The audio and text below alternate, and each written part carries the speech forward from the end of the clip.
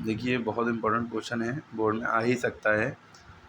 और क्वेश्चन क्या है, the solution of linear pair of equations. एक ये इक्वेशन है और एक ये इक्वेशन है।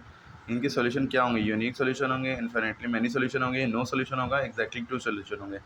इन चार में से एक ऑप्शन सही है। अगर इनके सॉल्यूशन इस तरह से पूछे जाते, ऑप्शन कुछ और देते, एक्स की वैल्यू वाई की वैल्यू दी होती, तो हम एलिमिनेशन सब्स्टिट्यूशन या क्रॉस मल्टीप्लिकेशन मेथड लगा के सॉल्व करते।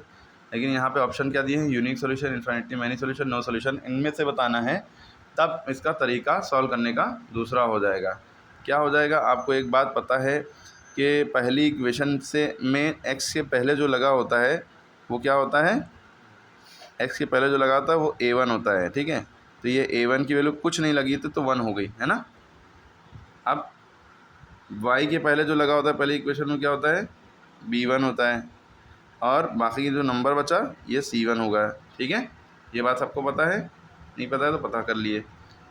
दूसरी इक्वेशन में x के पहले जो लगा है, अब x चाहे पहले लिखा हो y पहले लिखा हो, याद रखिएगा जो x के पहले लगा होगा वो a2 होगा। दूसरी इक्वेशन में x के पहले कोएफिशिएंट लगा है वो a2 है, y के पहले जो लगा है वो b2 है, और जो नंबर है माइनस लगा है तो माइनस के साथ c2 है, माइनस नहीं लगा तो प्लस का c2। क्लियर होगी बात? a1 b1 c1 a2 b2 c2 तीनों की वैल्यू पता चल गई, चाहे आप अलग से लिख लिए। अब यूनिक सॉल्यूशन की कंडीशन ये है कि a1 upon a2 not equal to b1 upon b2 होना चाहिए। अब आप रफली करके देखिए, ये नहीं कि ऑप्शन ही में लिखने लगे, ये सब पता होना चाहिए आपको, एकदम बिल्कुल दिमाग में होना चाहिए। यूनिक सॉल्यूशन कब होगा? जब a1 अपॉन a2 यानी ये अपॉन ये करें, और b1 अपॉन b2 यानी ये अपॉन ये करें, और दोनों बराबर ना आए, ठीक है। नो सॉल्यूशन कंडीशन ये है, या इन्फिनिटली मैनी सॉल्यूशन कंडीशन ये है कि a1 upon a2 equal to b1 upon b2 equal to c1 upon c2, यानी तीनों बराबर आएँ, तो बहुत सारे सॉल्यूशन होंगे। नो सॉल्यूशन कंडीशन ये है कि a1 upon a2 equal to b1 upon b2 not equal to c1 upon c2, यानी शुरू के दो तो इक्वल होंगे, तीसरा इक्वल नहीं होगा।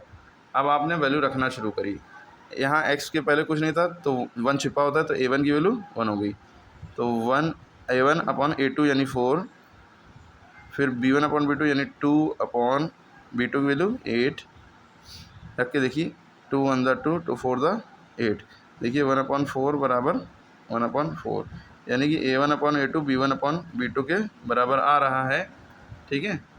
तो अब c1 अपॉन c2 के बराबर भी आ रहा है क्या? तो हम आगे करके देखते हैं। c1 की वैल्यू -5 है, c2 की वैल्यू -20 है, माइनस से माइनस कट गया, 5 1 द 5 5 4 द 20, तो देखिए 1/4 यहाँ भी वहाँ भी, यहाँ पे तीनों बराबर आ रहे हैं। तो a1 अपॉन a2 बराबर b1 अपॉन b2 बराबर c1 अपॉन c2, तीनों बराबर आ रहे हैं। तो ये वाली कंडीशन फॉलो हो रही है, फुलफिल हो रही है, याली तीनों बराबर है। तो इसका सही ऑप्शन क्या हो गया? Infinitely many solution. आप जब एग्ज़ाम में लिखिएगा तो ऐसे लिखिएगा कि क्वेश्चन नंबर 3 का मतलब क्वेश्चन नंबर 1 का थर्ड पार्ट का सी ऑप्शन, ये सेकंड ऑप्शन सही है, और सेकंड ऑप्शन है क्या? इन्फिनिटली मैनी सॉल्यूशन, ये भी उतार दिएगा। ऐसे करिएगा यूपी बोर्ड एग्जाम में, ठीक है। ये चीज़ जो है फर्स्ट पेज जो होता है वो प्लेन होता है एकदम, उस पर आप रफ वर्क करके उसको काट दीजिएगा, रफ वर्क हेडिंग डालिएगा, इसको काट दीजिएगा, ठीक है। और इधर वाला आंसर खाली लिखिएगा, लेकिन रफ वर्क अपने समझने के लिए करना ज़रूरी है, ठीक है।